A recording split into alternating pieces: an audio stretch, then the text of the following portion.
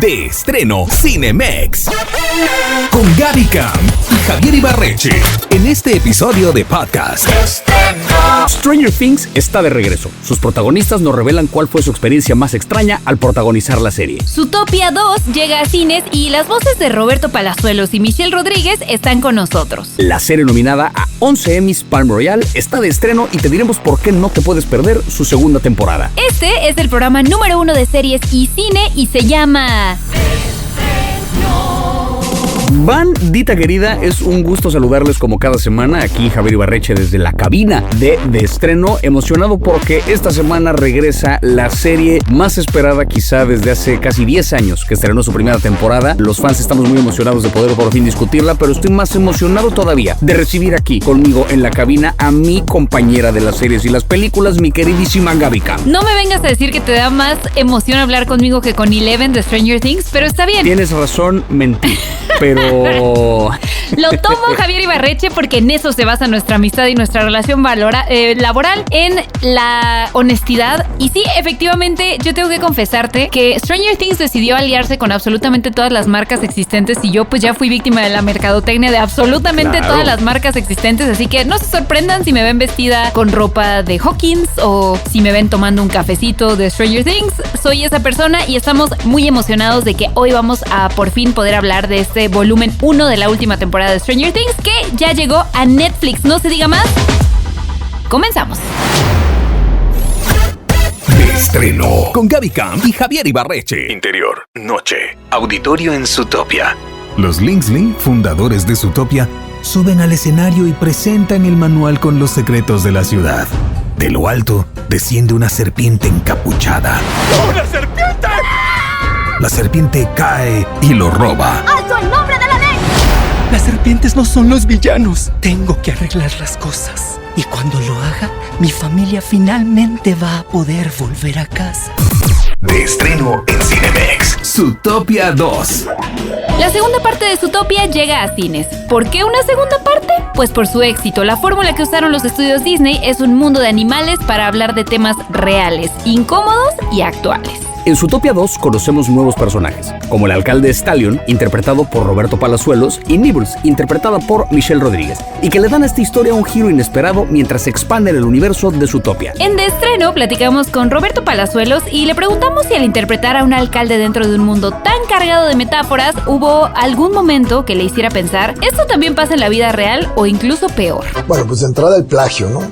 Cómo se roban la idea los malos que venía de las serpientes y la adecúan para controlar, ¿no? Y en el caso de mi personaje, la otra cosa que es importante es cómo hay un poder oprimiéndote, ¿no? Oprimiéndote, y tienes que hacer esto, y te digo que hagas esto, y no te me salgas del huacal, y no te muevas, porque a cuántos no me he fregado. Y entonces el otro está así, ¿no? Y al final, ¡pum!, su corazón aflora y sale por el bien, ¿no? Y sale y les pega a todos el rollo. Siempre el mensaje muy bonito es, deja que el bien que llevas dentro triunfe sobre del mal. Zootopia 2 es una de las críticas más acertadas que ha hecho Disney en los últimos años. En esta segunda película ponen el reflector a la discriminación, donde veremos a los reptiles como criaturas marginadas. En este departamento, el compañerismo es la piedra angular del éxito. A mí me encanta que los estudios Disney siempre han hecho sus películas para que los niños la pasen bien, pero también para que los adultos se lleven un mensaje. Y le preguntamos a Michelle Rodríguez, que hace la voz de un castor, cuál es esa reflexión que solo los adultos van a captar cuando vean Zootopia 2. Primero, ¿qué estamos haciendo nosotros para quedar bien con los demás? ¿Qué estamos haciendo nosotros para ser leales con nosotros mismos? Creo que Disney principalmente tiene personajes que son muy leales para con su manada, ¿no? O muy leales a sus ideales. Creo que siempre nos están queriendo decir eso. Y a veces a nosotros se nos olvida. Por querer quedar bien con los demás, nos hacemos villanos, traicionamos a los que sí nos quieren, nos traicionamos a nosotros mismos. Creo que, francamente, en esta entrega se ve que hay unos malos que están genuinamente escondiendo cosas y que hay alguien que se hace pasar por otra persona para quedar bien con alguien que tal vez no necesitas quedar bien, no necesitas estar en esa manada. Entonces creo que además de que hay una coneja que quiere salir adelante, además que hay gente que tiene sus conectes, además, no, o sea, es una sociedad en la que vivimos, pero creo que principalmente es de los grandes mensajes de Disney, serte leal a ti. Se nos olvida mucho por quedar bien con los demás, que a veces son los malos. El mundo de Zootopia es muy interesante porque al mismo tiempo que Pixar, como estudio aledaño a Disney, empezaba no a descomponerse, pero sí a producir aventuras un poquito más, como un poquito más genéricas, como cosas que se salían de esta cosa de Pixar, que era como, ¿qué pasaría si los juguetes pensaran? O no sé, como que tenían estas metáforas un poquito más elegantes de la vida real a través del lenguaje de la animación. Últimamente han producido películas que se sienten un poquito más aventura animada y ya. Zootopia, que es de Disney Studios, bueno, de Disney Animation Studios, entra como para colocarse en ese lugar que Pixar solía tener en algún momento en cuanto a la calidad de historia, donde tienes un mundo complejo, la construcción de un universo grande y atiende problemas reales que tienen que ver con discriminación, con sistemas de poder, con una bola de cosas que son propias del mundo real, pero a través de un mundo de animales donde el juego con el lenguaje del animal también es muy ingenioso. La primera película la rompió cabrón y se volvió como un hito, ¿no? Desde los chistes momentáneos como visuales que tiene al estilo de BoJack Horseman a cosas un poquito más profundas que ya tienen que ver con la historia, y esta segunda parte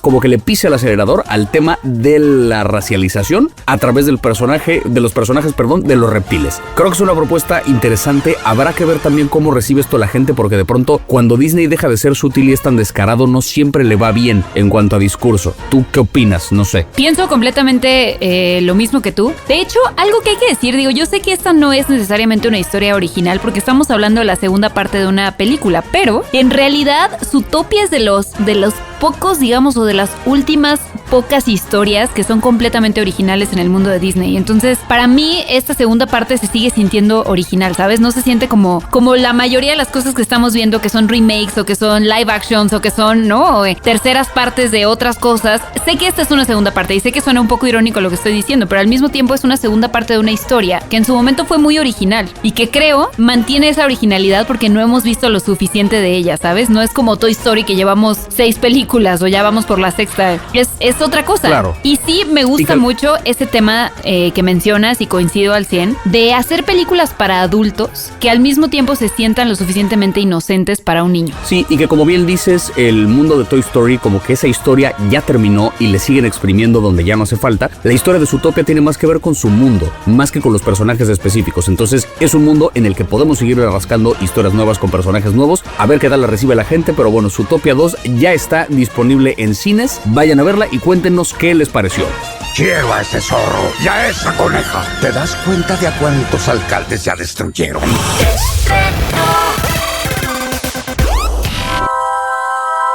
Les tengo una notición porque es momento de volver a Hawkins con todo lo que eso implica, pero vamos a ser honestos, ¿en realidad estás listo para retomar la historia de Stranger Things para su temporada final? Yo sí volví a ver muchas de las temporadas, no lo voy a negar. Vamos a refrescarte la memoria por si no alcanzaste a hacer maratón o si te dio amnesia relacionada con el Demogorgon. Aquí te contamos todo lo que ha pasado desde la primera temporada hasta el final de la cuarta, porque me urge que entremos en la quinta. Primera temporada. En la primera temporada, un grupo de niños que juega Dungeons & Dragons termina sin querer metido en una conspiración del gobierno que llega a los más altos niveles. Uno de estos niños, Will Byers, desaparece, fue capturado por una criatura extraña que escapó de un laboratorio. El pueblo entero está buscando a Will, incluido el sheriff Jim Hopper y Joyce, la mamá de Will, que logra comunicarse con él de repente por medio de sus luces navideñas, momento icónico de la serie. Y también escapada del laboratorio, una niña a quien conocemos como Eleven, o bien 11, se empieza a juntar con estos niños que la rescatan y que la vuelven uno de los suyos. Conforme avanza la historia, vemos que la desaparición de Will está ligada con la aparición de Eleven y con una criatura extraña que se llama el Demogorgon, que obtiene su nombre de uno de los villanos de Dungeons & Dragons que los morros enfrentan. Y hacia el final, básicamente encontramos que este mundo paralelo que está de cabeza al nuestro, que se conoce como el Upside Down, es de donde viene el Demogorgon. Eleven logra empujar al Demogorgon de regreso al Upside Down y lo desintegra, pero ella desaparece también, y los morros aparentemente continúan con sus vidas felices como si nada, pero no es cierto, porque Will, el morro capturado, sigue todavía vomitando gusanos y parece que sigue conectado con el Upside Down. All three of you were being a bunch of little assholes. I was the only reasonable one.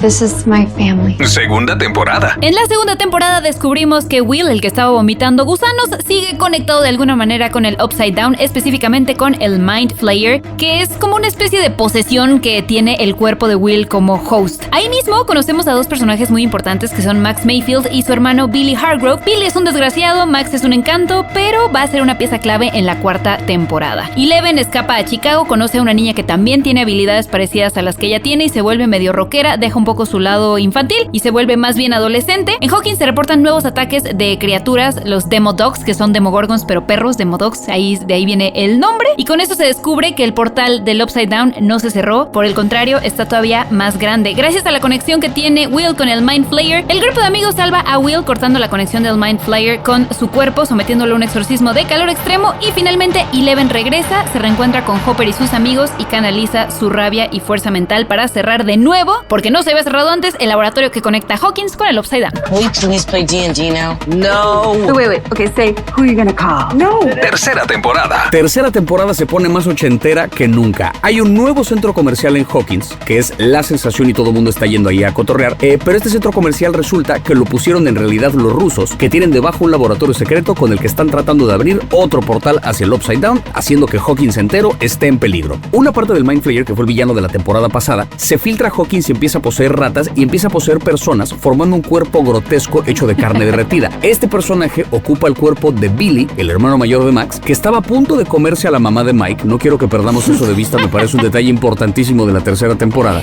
Está a punto de comerse a esta señora, pero el Mind Flayer se lo come a él primero y lo empieza a usar para que él le traiga cuerpos para construir este como cuerpo grotesco gigantesco de carne con el que pretende conquistar Hawkins. Eleven y Mike son pareja, pero empiezan a tener broncas. Max y Lucas son pareja, pero empiezan a tener broncas. Dustin tiene una novia en otra ciudad que nadie le cree que tiene novia, pero al final descubrimos que sí es cierto. Y conforme avanza la temporada, Joyce y Hopper también traen una química como de sitcom, traen una tensión sexual que entre que van a estar juntos no van a estar juntos. Why don't you two cut the horse shit and get to the part where you admit your sexual feelings for one another? ¡Wow! Al final resulta que en el centro comercial va a suceder la batalla final contra este cuerpo físico del Mind Flayer. Eleven pierde sus poderes momentáneamente, pero logra cortar la conexión que tiene Billy con el Mind Flayer. Billy, como para redimirse todo lo malo que hizo durante la temporada, se sacrifica con el Mind Flayer para salvar al resto de la banda. Y Hopper y Joyce y Murray, un personaje muy divertido que sabe ruso, se infiltran en el laboratorio para cerrar el portal del cual están saliendo todas estas criaturas. Terminan en un punto en el que Joyce puede destruir la máquina que está generando el portal, pero esa destrucción podría costarle la vida a Hopper, que se quedó atorado por ahí. Hopper le dice que destruya la máquina, Joyce lo hace,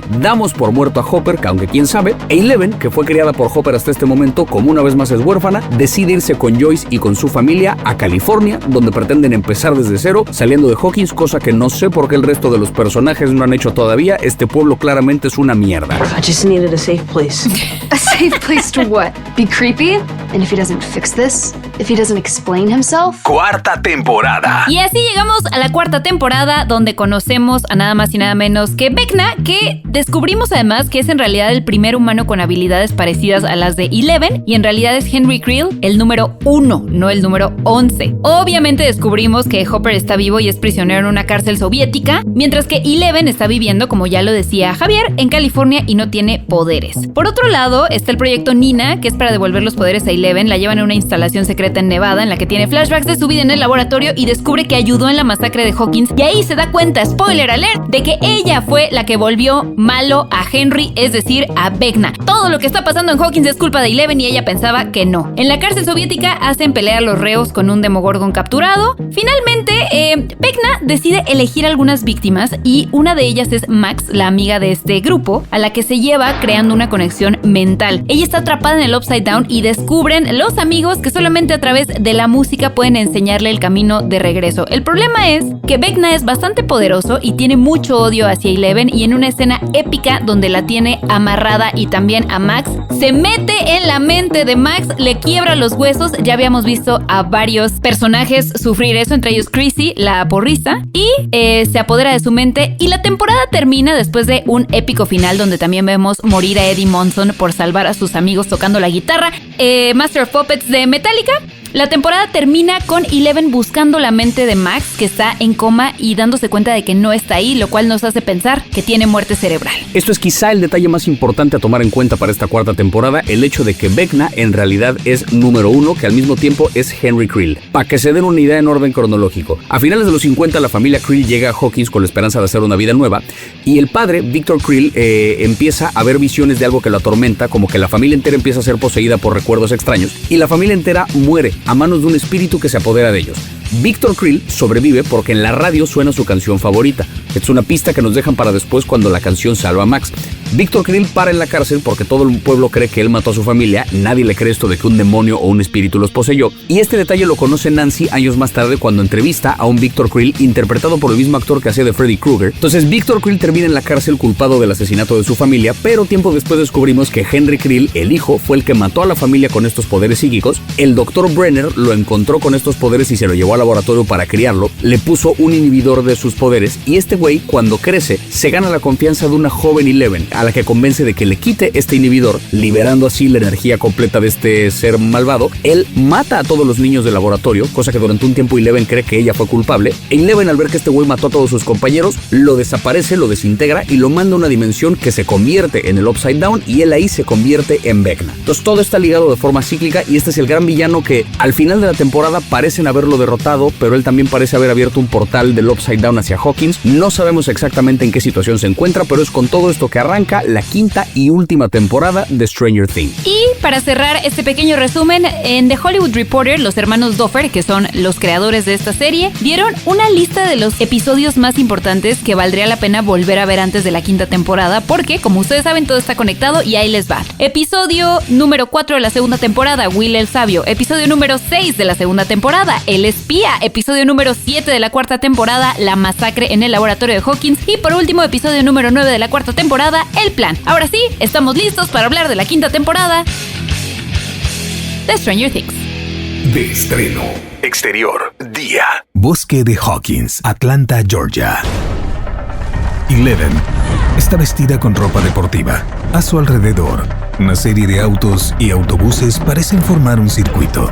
Hopper cuenta hasta 3 y activa un cronómetro. Eleven corre a gran velocidad y usa sus poderes para sortear todos los obstáculos. Hopper detiene el cronómetro. Es un nuevo récord. 12 minutes, 33 seconds. It's a new record. Stranger Things, quinta temporada. Ahora sí, me urge contarles cómo empieza la quinta temporada de Stranger Things. Los poderes de Eleven están de vuelta y ahora va a necesitar todo el entrenamiento posible para derrotar a Vecna en lo que será la quinta y última temporada de esta serie, ya disponible en Netflix. Después de años de espera, veremos una nueva temporada más intensa, emocional y oscura. Más, Dios mío. Literalmente vimos a todos los protagonistas conocidos como el Hellfire Club crecer frente a nosotros y Finn Wolfhard, quien da vida a Mike, nos reveló en exclusiva cuál ha sido la experiencia más extraña que ha tenido al protagonizar un show que hoy es parte de la cultura popular. Cada vez que hay un anuncio en Times Square, pienso, bastante genial. Wow. Like, this show is big. Wow. El programa es grande. Yeah, anytime there's a billboard I see or anything, just like when I don't have any control overseeing the show. Cada vez que veo un espectacular o cuando no tengo ningún control sobre ver algo relacionado con el programa. Not like overseeing it, but like over when I see references to the show. Es decir, cuando veo referencias al programa. Like when I walk around and see someone with like a Hellfire Club t-shirt, or if I walk somewhere and, there's like a picture of our faces as kids. Como cuando voy caminando y veo a alguien con una camiseta de Hellfire Club, o si camino por algún lugar y, ya sabes, hay una foto de nuestras caras de niño. Wow, this is so out of my hands. That's right. Like it always has been so, it really has a life of its own. Siempre pienso, wow, esto está tan fuera de mis manos, tiene vida propia. This is gonna work. Yeah, it better work. It's not like we're conspicuous or anything. Si has estado al pendiente de mi TikTok y las redes sociales, entonces sabes que las teorías sobre Stranger Things no paran. Hay quienes incluso aseguran que Eddie Munson volverá para ser el que termine con Vecna. En forma de vampiro, ¿cómo no? ¿Tú qué opinas, sí o no? No lo sé, hay una teoría que está circulando mucho que es la única que estoy casi seguro que no es cierta y espero de verdad que no sea cierta. Dicen muchas personas, dicen las malas lenguas, que al final de la serie vamos a descubrir que todo lo que hemos visto en realidad es una complicada partida de Dungeons and Dragons que los morros estaban jugando en su sótano desde el principio. Quiero pensar que esto no es cierto, porque terminar con una versión extraña de todo esto fue un sueño sería la cosa más estúpida que le podría pasar a esta serie. Lo canto en este momento sin saber en qué acaba, porque si después resulta que ese es el final, pueden volver a citarme en este momento a decir que ese final fue muy estúpido, pero no va a ser. Siento que los hermanos Duffer son más inteligentes que eso, no va a ser ese el final. Estoy completamente de acuerdo contigo. Yo también he leído esta teoría y la teoría de que Mike está escribiendo una especie de libro para lidiar el duelo de Will. Sí creo que vamos a tener pérdidas importantes en esta temporada, pero eso es lo que queremos. O sea, si no se muere nadie, esto perdería mucho sentido. Y ahora, algo que me ha encantado de la serie y es una clave importante. Hay que tener en cuenta que todo esto está basado en una partida de Dungeons and Dragons. O sea, todos los personajes personajes han jugado un rol dentro de esta partida que probablemente va a tener un rol más importante en la batalla contra Vecna y en este intento de terminar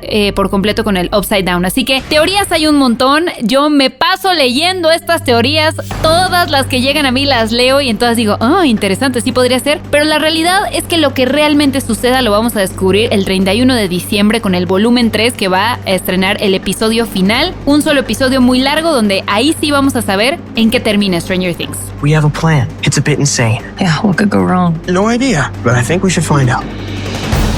Y ahora que ya empezó la serie, lo que hemos visto al menos en el principio es que todos los personajes están de vuelta en Hawkins, están armando un plan metódico con el cual pretenden terminar de derrotar a Vecna si es que no murió ya, porque al principio no lo encuentran y sospechan que a lo mejor efectivamente ya lo mataron. Están practicando en el mundo real el equivalente a lo que está pasando en el Upside Down. Tienen un sistema como muy preciso de qué es lo que está ocurriendo abajo para poder practicar ese escenario una y otra vez, y es con un montón de eventos extraños dentro de esta cotidianidad nueva que viven en Hawkins que arranca esta temporada, que aunque no queremos spoilers, sí le preguntamos a Gaten Matarazzo qué le hubiera gustado que su personaje hiciera en la serie que no sucedió. Ride a Demogorgon like a horse. Montar un Demogorgon como un caballo. With a sword. Con una espada. I always pictured Dart like if Dart never left us in this realm. Siempre imaginé a Dart como si Dart nunca nos hubiera dejado en este reino. One day taming him like a pet or like a horse. Well, maybe they're more hell than pets to me. Un día domesticándolo como una mascota o como un caballo. Bueno, tal vez sean más inteligentes que las mascotas. Stranger Things hasta ahora nos ha dado de todo. Amistad, moda, un revival de los 80, música, personajes épicos y una batalla que nos recordó el verdadero poder de la amistad. Comienza el principio del final en Netflix. What the hell just happened? I have no idea, but I love it. Oh my God. It's not gonna work. It's not gonna work. We're not gonna make it. I got it. De estreno con Gaby Camp y Javier Ibarreche. Palm Royale, segunda temporada. Palm Beach is no longer safe. We can't trust the powers that be to protect us. We have to be the powers that be. I'm sure I don't know what you mean. Well, I do know that I know what you know. You know? Después de que la primera temporada recibió 11 nominaciones al Emmy, el glamour y el escándalo regresan a Apple TV+. Les vamos a contar de qué va Palm Royale. You're the most fascinating woman I've ever met. Maxine Delacourt es una mujer que logró infiltrarse en la élite de Palm Beach, pero no le resultó muy bien. Ahora tendrá que encontrar la manera de demostrar que no solo pertenece a la alta sociedad de Palm Beach, sino que podría llegar a gobernarla. I will destroy her once and for all. La mismísima Maxine Delacourt, Kristen Wiig, nos contó si su personaje en Palm Royale simplemente cambió de estrategia o más bien aprendió la lección. That's a good question. Es una buena pregunta. I think she learned a lot. Creo que aprendió mucho. But I still think she's not going to change that much. Pero también pienso que no va a cambiar tanto. That makes sense. Si eso tiene sentido. She's always going to approach things in a very Maxine way. Siempre va a enfrentar las cosas de una manera muy Maxine. But I do think the first season in particular, I think she's seeing her worth. Pero sí creo que, especialmente en la primera temporada, está empezando a ver su propio valor. Esta serie, de la cual me confieso fan, está ambientada en los años 70, por lo que la estética, la moda y las dinámicas sociales obviamente son de la época. Además, hay un enfoque importante en el feminismo. Las mujeres de esa élite desafían las reglas tradicionales para transformar el sistema desde adentro.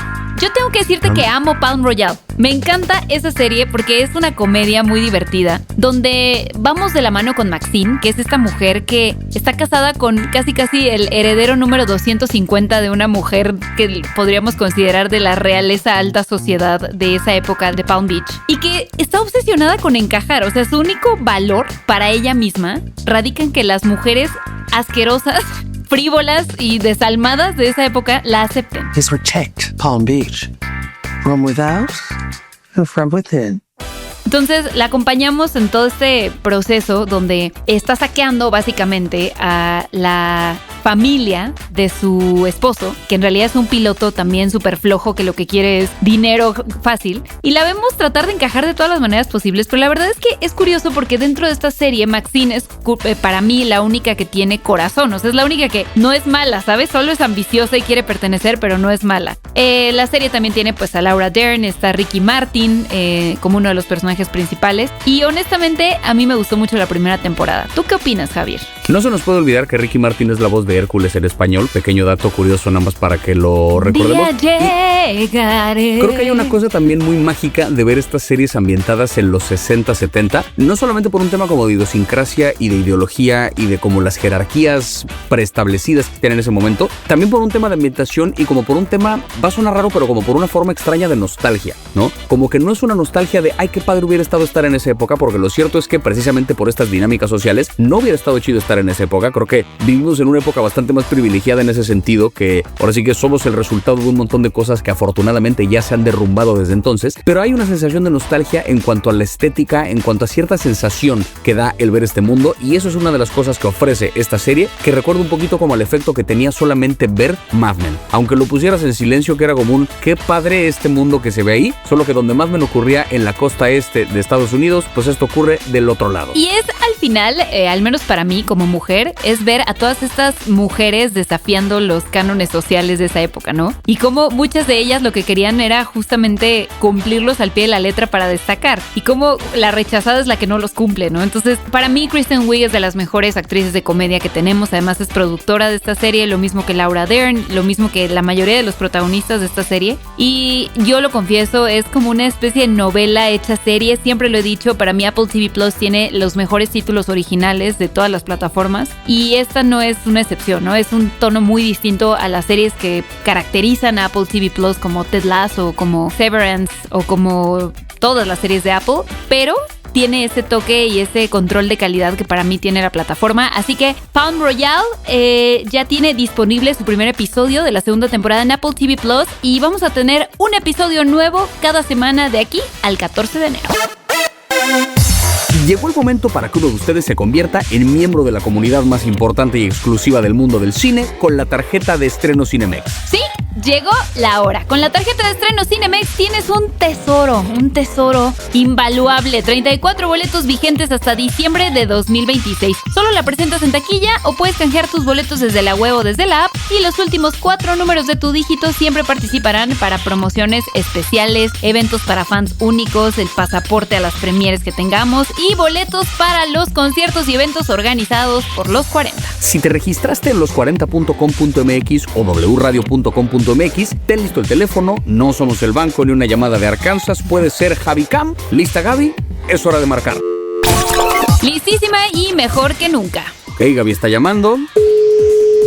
Bueno. Hola, ¿hablo con Andrea Cerezo? Sí. Hola, Andrea, buenos días. Oye, te hablo para hacerte una pregunta muy rápida, a ver si sabes la respuesta. ¿Sabes cómo puedes ir al cine este mes? Sí, con mi tarjeta de estreno Cinemex. ¡Andrea, muy bien! ¡Felicidades! ¡Felicidades! Te acabas de llevar tu tarjeta de estreno Cinemex, además con seguridad. Muy bien, felicidades, Andrea. Muchas gracias. Oye, estás en Toluca, ¿verdad? Sí. Ya te llevaste tu tarjeta, muchísimas felicidades. Ay, súper, muchísimas gracias. Me da gusto entregarse a la gente que sabía la respuesta, me da gusto. Sí. Por cierto, te habla Gaby Cam de Los 40 de estreno. Ay, soy súper fan, veo todas las recomendaciones que haces, siempre vamos. Ay, muchas gracias, Andrea, espero no decepcionarte. Aquí Javier y yo hacemos todo lo que podemos para que ustedes la pasen bien en el cine. Muchísimas gracias. Cuídate, nos vemos. Hasta luego. Bye. Qué gusto que un cinéfilo como yo se lleve esta tarjeta. Increíble este logro, por fin.